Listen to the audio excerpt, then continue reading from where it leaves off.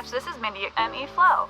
You know, you don't have to put off fixing plumbing problems in your home anymore. I mean, you could just ignore that clogged drain or visit meflow.com to take care of your plumbing problems. ME Flow, license 271-001-2450. Welcome to Dear Prudence. I'm your Prudence, Jenée Desmond-Harris. Today, we'll be discussing some really juicy letters about what happens when an affair partner becomes a coworker, girls' trip drama, and friends with benefits who also have benefits with other friends. Here to help me out today is my guest, Jasmine Guillory. She is the New York Times bestselling author of romance novels including The Wedding Date, The Proposal, and While We Were Dating. She's also known for using her Instagram to give her followers pep talks and for providing friendship matchmaking services that I actually talk about a lot in the column because it works so well. Like me, she's a recovered lawyer and she's a brand new dog mom if you hear any barking in the background. Hey, Jasmine, thank you for being here. Hello, thank you so much for having me. So I have to ask you, what is one piece of advice that you would just like to give to people unrelated to any letters? Okay, this is actually something I've been thinking a lot about in the past few weeks. My biggest advice, I think, for any person, but especially any woman or person of marginalized gender or race or anything. Mm-hmm. If you are planning to get married or have a child with someone or otherwise tie your life to someone, talk to divorced women first. Wow. Not to convince you not to do it, but to figure out what to do with money specifically. Because I think I have so many people sort of get into marriages kind of pretending that the money part doesn't exist. Money is one of the things people have the biggest fights about that often tears apart marriages. And then if you're splitting up, then you're often in terrible situations. So just have conversations with a number of divorced women about what do you wish you had done before to figure out the money. And I think it lets everybody go in with just having bigger conversations with people about how we're going to accomplish this. Are we going to have separate accounts? Are we going to have a joint account? Is there going to be a prenup? Any of that. This is not to say you should not get married or you should not blend your finances, but you should have conversations about all of that first. So what I hear you saying is have a secret bank account. You can leave it anytime. I just want to translate for people. No, I'm just kidding. That's great advice. Very, very smart. Jasmine and I will dive into your questions after a short break.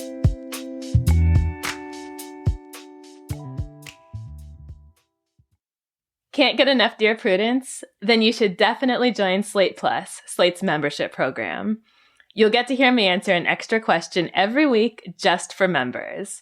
With your subscription, you get ad-free listening across the Slate network and unlimited reading on the Slate site, including all Dear Prudence columns, past and present. Go to slate.com/Prudie Plus to sign up.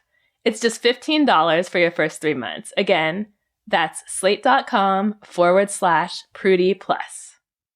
Dispatch, this is Mindy at ME Flow. You know, you don't have to put off fixing plumbing problems in your home anymore. I mean, you could just ignore that clogged drain or visit meflow.com to take care of your plumbing problems. ME Flow, license 271-001-2450. You're listening to Dear Prudence, and I'm here with Jasmine Guillory. Let's get started with our first letter. It's titled, Just Want to Have Fun Without the Drama. We are turning 40 this year. This means a girls' trip away with an ex-best friend who was mean to me for years. I had a rough patch because I lost a baby, and she was insensitive and awful. When I asked her to stop, she stopped talking to me. We no longer have a relationship, but still share a good friend. I have done my best to focus on what I can control and move on.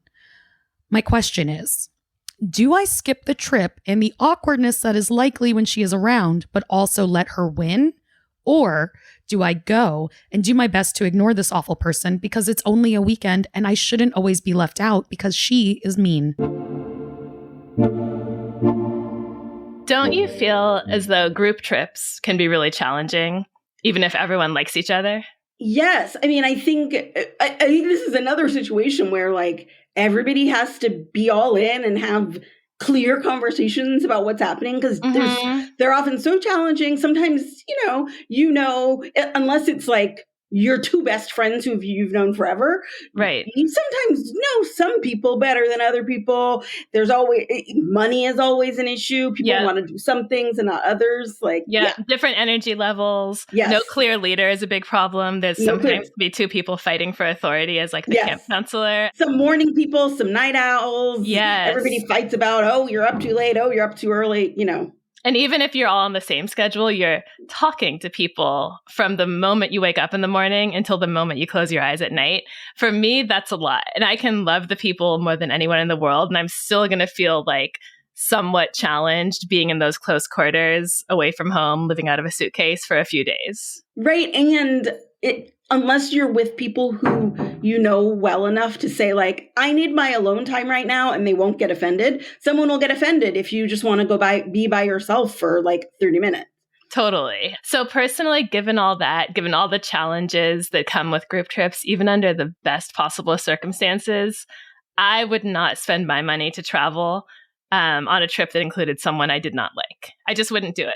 No, and what I don't understand about this letter is it says like we are turning 40. I understand that, you know, maybe it's a whole group of people who all went to high school together or whatever, but is it someone else's birthday and you have to go, or is it a joint we're all 40 birthday party, in which case why do you have to do it? Like, there's so many things that feels like this is not your event to deal with. I did a joint, we're all turning 40 with my high school friends. We went to Napa and it was really fun. But if I didn't like one of those people, I would have definitely found a different way to celebrate and commemorate my 40th birthday. Right, exactly. Like the people I go on group trips with are the people who I like every single one of them. We all know each other well enough to, like, one time I was on, I've told this story before, but one time I was on a group trip with two of my best friends who we've all been really close since college. It had been like a few days, and the person driving was like getting fussy because we were like, you know, we got lost and whatever. And one of us was like, "You're being a real bitch right now." And she was like, "Oh, you're right. I am." And then that was it. We were done. Like, you know, like, you need to be on trips with people where you feel like you're being a real bitch right now, and they can not take offense to that and realize, like, you are correct. I am. Let me recalibrate myself and we'll move on. And absolutely. And that works if you all respect each other and want the best for each other.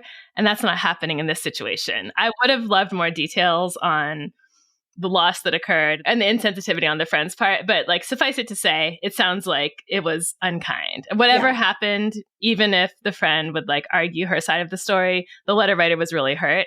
This is not someone who you want to be negotiating like those fussy, bitchy moments with. I could see if it was the other friend's wedding, I would say absolutely go, be a bridesmaid. Suck it up, be a bridesmaid. Yeah. You don't have to be all together all the time. You have one mission, and it's to support your friend and move on. But if it's like, if it's a trip that you don't have to go on, don't do that. Yeah, don't do that. Also, I'm just thinking about 40 as kind of like an important milestone birthday. And I know a lot of people think of birthdays, especially these big ones, as chances to kind of reset and reframe the kind of life they want to have and set some goals and set a new tone. And I just don't think being in a space with someone who's been cruel to you, where the best you can do is be polite, is going to like set a good tone for your new year, your new decade, and this new phase of life, right? No, you'll just be like unhappy and resentful the whole time. And I find it's like in my 40s, I don't like to hang out with people I don't like. Right. What is the point of that? Right. It's just, I mean, there's absolutely no reason to do it anymore, unless except, you know, funeral, wedding, whatever, something that you absolutely have to be at, but not with your precious free time and your precious money.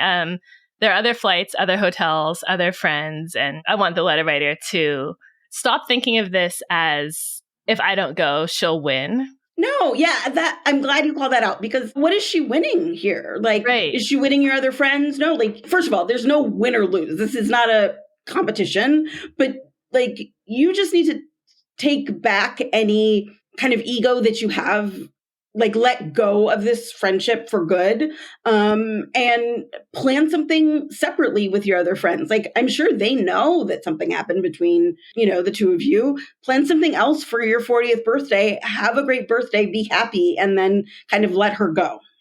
Exactly. Okay. Our next question is titled Major Miscommunication.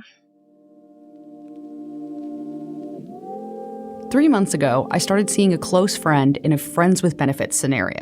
I'll call him Henry. We both recently went through terrible breakups and found solace in each other. We both had latent feelings for the other for quite some time, but could not act on them because of our other relationships. Within 4 days of being friends with benefits, we made the relationship official, and we were very happy. It felt like what we both had been waiting for was finally coming true. The trouble is, about a week prior, Henry slept with my best friend Anna in a similar friends with benefits situation. I had confided in her that I was interested in Henry, and she had assured me on numerous occasions that there was no interest between them, romantic or sexual. However, Anna revealed that she was probably going to sleep with him and asked if I thought it was a bad idea. I told her it was and asked her not to, but she pushed back against that request until I, brokenhearted and worn down, finally agreed that it didn't matter. I was not in the best headspace, and I rationalized that even if they slept together, and we did too, it would be good for him to know that he was desired and cared for. But she treated him terribly, made him pay for meals and booze, kicked him out of our apartment when she was busy, and just generally was not engaging unless she was trying to get sex. It did a number on his confidence, and he feels pretty used. It turns out Henry asked if I was interested in him, and she told him that I only wanted a physical relationship. She assured him that I did not mind that they slept together and it would actually bring us all closer. This is not unusual for our friend group, although it isn't usual for Henry or me. He would not have slept with her had she told him the full truth, or if Henry hadn't been in a vulnerable emotional state. Anna denies knowing about my feelings or his, but admits that she should have known. I feel like my trust in her is completely eroded. This is only the most recent and worst transgression in what I'm realizing is a long line of them. She also recently used my credit card without permission and stuck me with a bill she neglected to pay. Although her mental health is probably a factor in this, I sometimes feel like she uses it as an excuse to behave badly. My relationship with Henry is strong, and we have open communications regarding Anna. I acknowledge that I am hurt by what happened between them, but I'm not angry or upset with him. In truth, I feel like he was treated worse than I was in the entire affair. To his knowledge, confirmed by Anna even, he had no reason to believe that we could be anything more and that this arrangement would not damage any friendships. For me, I think this is the last straw with Anna. Still, Henry and I have mutual friends with her, and I'm not sure what either of us should do about Anna, who is distraught at the prospect of losing us both. In spite of this, I doubt her ability to change or make things right. I don't even know where she could begin. What should I do? So you know how the youth today like to call everyone toxic for like the smallest offense? Yeah. Anna is actually in the dictionary under toxic. Anna is definitely toxic. Like, this is not a, I don't know what to do. This is, like, even aside from the relationship, Anna used your credit card without permission. Right. And then stuck you with the bill. Like, what? No. And that's just one in a long list of things. It was so hard to even focus in on the worst parts here. Like, I knew I was reading about a fact pattern way outside my personal area of expertise when I read, she assured him that I did not mind that they slept together and that it would actually bring us all closer. This is not unusual in our friend group. This is unfamiliar territory, but I think you're right that, like, whatever your thoughts on like monogamy or not, or open relationships or friends with benefits, you don't steal your friend's credit card. No, you really don't. You don't use your, like, a guy, I feel like using your friend's credit card without permission is a much worse violation than sleeping with a guy that your friend is interested in. Mm-hmm. Even though they're both bad. Even though they're both bad. Yeah. And I actually even think the way the letter writer has framed this about, you know, should I be friends with Anna? That's the easy question, right? Yeah. I don't think Henry is totally innocent either here. I think the letter writer has kind of tried to make themselves feel less vulnerable or more powerful in the situation by saying, oh, I really didn't mind. And, you know, Henry was treated so horribly and I feel bad for him. How was he to know that I had feelings with him? Well, you're both adults and he could have talked to you. Like, normally, if you want to find out about your friend with benefits' interest in you, you would talk to your friend with benefits, not a third party. He actually did have a way to get that information. Yeah, they were friends. I mean, apparently they had been friends for a long time. Yeah. The theme for me is the letter writer not being at all confident in their own feelings. They allowed themselves to basically be bullied into saying it was okay for Anna and Henry to sleep together. They put in the idea that it would be good for Henry to know that he was desirable. They alleged that they're more angry about how Henry was treated, and now they're worried about Anna being distraught. I just want to say to the letter writer, like, stop focusing on Anna and focus on reclaiming, like, some of your dignity here. You're a person with feelings too. You get to feel things. You get to want things. You get to be upset when people betray you and treat you badly. Like, that's fine. And you get to be mad at either side. Like, I feel like too many people think, oh, I'm not angry, as if that's a good thing. Like, it is okay to be angry. Right. You can be angry that the two people that you care about betrayed you. Like, that's okay. And three people, because the letter writer just got out of a relationship, right? Like, It seems like maybe there's some lingering stuff going on from that breakup. You need a little bit of time. It's okay. And also, obviously, don't be friends with Anna anymore. Come on. Right. So Anna's got to go. But the letter writer is saying my relationship with Henry is strong. What do we think about that? I mean, they didn't ask, but should we just see where that goes? Or does that need to kind of end and make a clean break for all of this? I feel like maybe slow things down with Henry a little bit. Anything could happen. It could end up being a great relationship, but maybe don't tie your whole personhood to Henry just yet. Totally agree. And this might sound, again, toxic, but I think Henry should have to cut Anna off too. Oh, absolutely. You can't keep dating Henry and he's still going back and forth with Anna, like whether it's platonic or not. No. She's got to be out of both of your lives. Again, Anna stole your credit card. Like, the letter writer didn't even phrase it that way. Like, no, Anna stole your credit card. Right. I think my big message for the letter writer is work on getting mad and knowing that's okay, or else you're going to find yourself in all these complicated situations repeatedly where you're obsessing on other people's feelings and other people's regrets and the information other people had. And like, don't worry as much about being in other people's heads. Just take the time to imagine how you would like to be treated by your dating partners and your friends, and then kind of measure people against that. And if they're really violating your boundaries, if they're really mistreating you, it's okay to say, I don't like that. You don't have to make a more complicated story. Yeah, it's okay to get your feelings hurt and to think of your own feelings instead of making excuses for theirs, for what they did. Exactly. You're listening to Dear Prudence, and when we come back, more letters from you and hopefully some helpful advice. Stay tuned.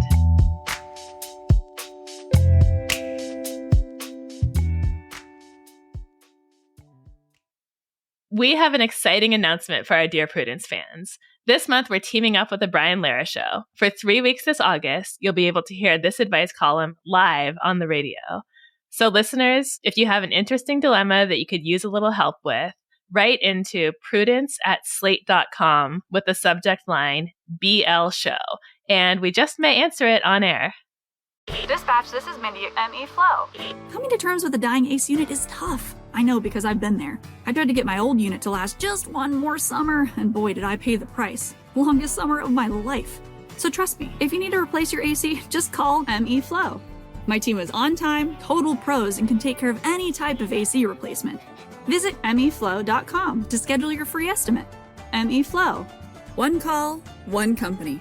Well, I gotta get back to it. Dispatch, this is Mindy. Go ahead. Welcome back to Dear Prudence. I'm here with my guest, Jasmine, to answer your letters. The next one is titled, Not a 7-Year Itch. My wife Sarah and I have been together for 15 years and married for 12. 7 years ago, I had a brief affair with Maura, a woman I met through mutual colleagues. She worked in an industry parallel to mine, but we never worked together. When I came to my senses, I was ashamed and regretful and confessed my indiscretion to Sarah, and we went to marriage counseling to work on rebuilding her trust in me. My wife Sarah and I have been together for 15 years and married for 12. 7 years ago, I had a brief affair with Maura, a woman I met through mutual colleagues. She worked in an industry parallel to mine, but we never worked together. When I came to my senses, I was ashamed and regretful and confessed my indiscretion to Sarah, and we went to marriage counseling to work on rebuilding her trust in me. I also went to individual therapy to address why I would be unfaithful in the first place. Right after the affair, Sarah was adamant that I have no further contact with Maura, which I have honored. Until 3 weeks ago, when I came back from vacation and was pulled into a last-minute interview with a candidate who turned out to be Maura. I was blindsided. Maura is a favorite for the position, and the rest of the team seems settled on her, although we still have another round of interviews to conduct. I have disclosed that I have a previous personal relationship with her to the other members of the team, and I'm not sure I can be impartial on hiring matters, although I have not disclosed the nature of our past relationship. My wife has continued her vacation after I returned home, but was hiking in Peru without cell service, so I could not talk to her until I picked her up from the airport. I let her get settled, and then I let her know about the interview and Maura not only potentially working at the same company as me, but on the same team. She was understandably upset. I thought ahead and scheduled an emergency meeting with our marriage counselor to discuss how we move forward. I expected her to be upset and worried, but I was unprepared for the anger and irrationality that followed. Sarah's demanded that I quit my job or tell them that if they hire her, I will quit my job.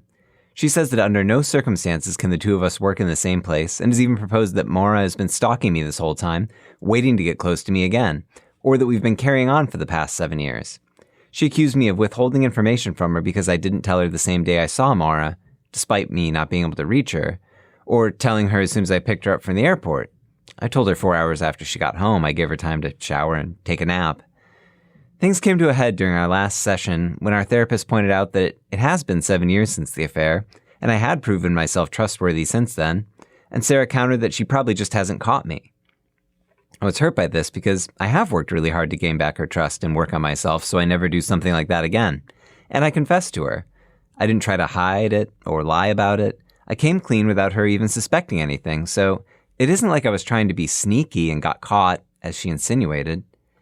I don't know where to go from here, and it doesn't seem like our therapist is helping much. Quitting my job is not really an option. I make 80% of our household income, and I'm very well compensated at my company.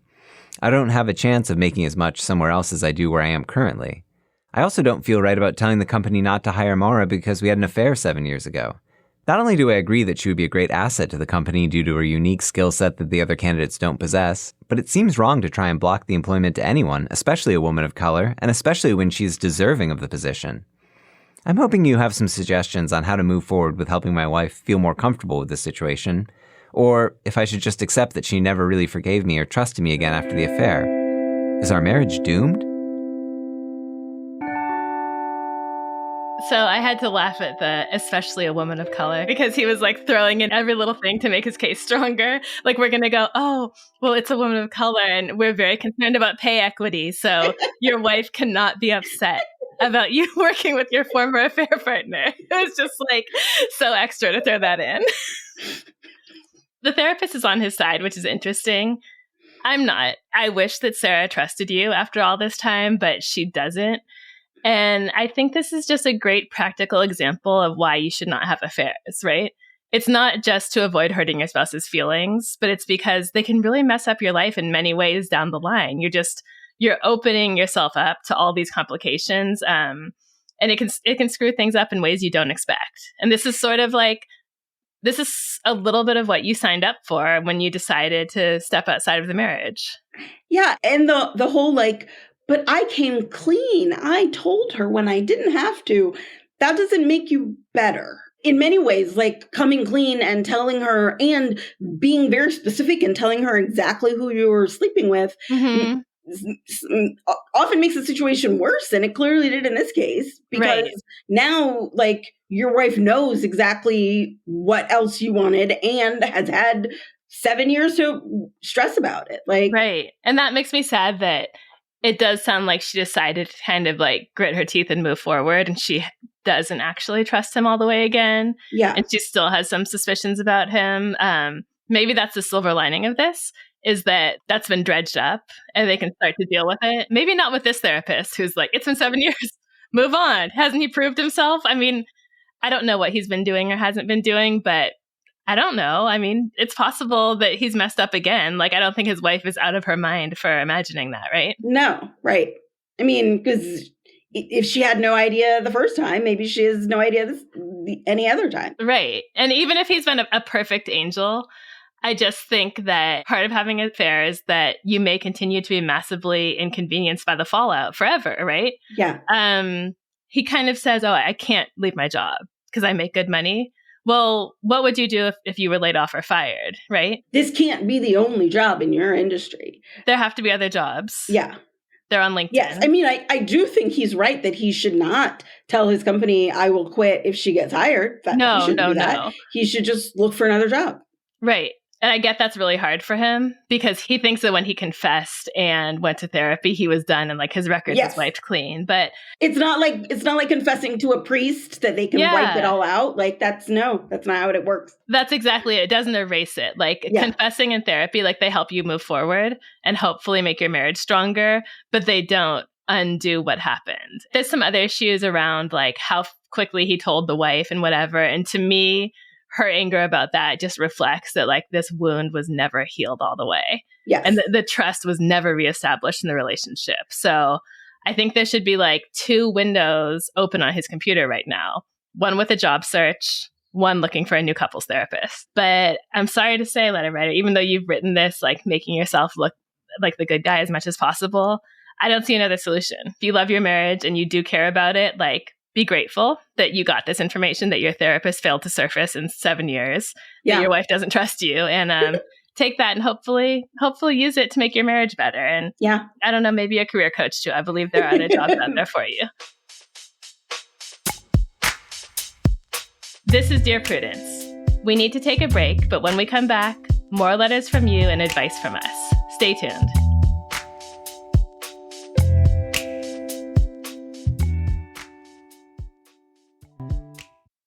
Dispatch, this is Mindy at ME Flow. Coming to terms with a dying AC unit is tough. I know because I've been there. I tried to get my old unit to last just one more summer, and boy did I pay the price. Longest summer of my life. So trust me, if you need to replace your AC, just call ME Flow. My team is on time, total pros, and can take care of any type of AC replacement. Visit meflow.com to schedule your free estimate. ME Flow. One call, one company. Well, I gotta get back to it. Dispatch, this is Mindy. Go ahead. Hey Prime members, did you know you could be listening to this episode and all episodes of Dear Prudence ad-free? Avoid the ads and start listening today by downloading the Amazon Music app. I'm Jenée, and you're listening to Dear Prudence. Jasmine and I are about to tackle our last question for the day. You ready, Jasmine? I'm ready. Okay, this letter is titled Wedding Drama Sought. My sister Claire really wants me to spoil her wedding for her. Should I? All right, I know I shouldn't. I'm just baffled as to how to deal with the situation. Claire is my younger sister, and she's getting married at the end of June. It's been what my grandmother called a very short courtship, since they'll have known each other just over a year when they tie the knot. I put down any weirdness about the ceremony to that because they're having to scramble to put together a pretty big event. To date, the weirdness includes my dress is potato-colored, shaped, and so egregiously ugly that it's hard to look at it. But it's one day, and I'll be the only one who doesn't have to look at it. The menu includes items that our half-brother won't eat, but he's picky, not allergic, and we're all used to just giving him a snack to tide him over to McDonald's. And she invited 3 of my exes. We're grown adults, but I didn't even know they were close. But it's her day, and it's nothing I can't live with, so I've rolled with it. Except, apparently, I've been spoiling it by not getting bent out of shape about everything. One of her bridesmaids came to talk to me the other day and told me that Claire is absolutely enraged that I haven't kicked off about anything, including one thing I didn't even realize, which is that Claire's marrying my ex-boyfriend. I had to check with my dad, but apparently I went to the movies with him once when I was 14, and his mom drove us. I have no idea why Claire would spend so much time and money trying to get me to ruin her big day. We aren't close, but we don't butt heads either. We were just very different people. I have considered confronting her or dropping out of the wedding, but both of those feel like they'll feed into whatever weird thing she has going on. Or I could just continue to be unbothered by her schemes and just be a good big sister, except that would ruin the wedding for my sister somehow. This leads back to the original question, I guess. Any ideas? So Claire sounds totally irrational and weird in this telling of the story, but I can also kind of tell from the tone of the letter that the letter writer just does not really give a lot of energy or thought to Claire, doesn't really give much of a shit about her. And I think Claire like picks up on that on some level and just finds it infuriating. Claire is just desperately jealous of her sister and notices that her sister doesn't care about her. And so has done everything in her power to make her sister care and is furious that her sister doesn't care. Like, it's like how they say like kids will act up to get negative attention if they're not getting enough positive attention. Right. Yes. I definitely think that's Claire right now. Yes, that's exactly what's happening. Like, she's marrying her sister's, who she thinks of as her sister's ex. She made her wear an ugly dress. She's doing this. She's doing that. Like, she just wants her sister to react. That's all she wants. She wants a reaction, and she's not getting one. Right. And it does not seem to serve anyone by giving her a reaction, but also, I don't know, maybe work on the relationship with your sister if you want to. You don't have to. Right. I think if the letter writer really wants to be the bigger person, she could like start giving Claire more attention, start expressing interest in her relationship, which I hope is a real relationship and not one that was like entirely constructed to make the letter writer mad. Take her to lunch, have like an emotional talk about how meaningful it all is, ask her if she needs anything. Now, this is really, really being the bigger person. Plan a sister's trip. Right, totally. If you have it in you, I think it might be like beneficial to set the relationship on a new track by doing all that. It is also totally reasonable to just keep not getting upset and let Claire like have the tantrum she wants to have. Yeah, let her have a tantrum, go to the wedding, be in the pictures in your ugly dress, and move on. Those are all the questions we have for this week. It's been fun and hopefully helpful. Thank you, Jasmine. Thank you. This is so fun. Read and subscribe to Jasmine's Substack at Jasmine Guillory. That's GUILLORY.substack.com. to stay up to date on her latest musings, books, and more. You can also follow her on Instagram at Jasmine Picks. Do you need help getting along with partners, relatives, coworkers, and people in general? Write to me. Go to slate.com/Prudie. That's slate.com/PRUDIE. The Dear Prudence column publishes every Thursday. If you'd like to hear your question answered on the podcast, we are looking for letter writers who'd be comfortable recording their questions for the show. You can stay anonymous. Dear Prudence is produced by Sierra Spragley Ricks with a special thanks to Maura Currie. Editorial help from Paola De Verona. Daisy Rosario is senior supervising producer, and Alicia Montgomery is Slate's VP of audio. I'm your Dear Prudence, Jenée Desmond-Harris. Until next time.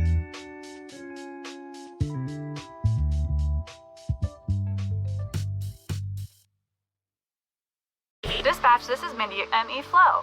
Coming to terms with a dying AC unit is tough. I know because I've been there. I tried to get my old unit to last just one more summer, and boy did I pay the price. Longest summer of my life. So trust me, if you need to replace your AC, just call ME Flow. My team is on time, total pros, and can take care of any type of AC replacement. Visit meflow.com to schedule your free estimate. ME Flow. One call, one company. Well, I gotta get back to it. Dispatch, this is Mindy. Go ahead. Dispatch, this is Mindy at ME Flow. Well, boy, it's getting hot out there, and I can't imagine surviving summer without AC. Now, if your AC is making funny noises, just needs a once-over, or your home isn't as cool as it used to be, call ME Flow. My team is on time, total pros, and can take care of any type of AC repair. Visit meflow.com to get your AC back in tip-top shape. ME Flow. One call, one company. Well, I gotta get back to it. Dispatch, this is Mindy. Go ahead.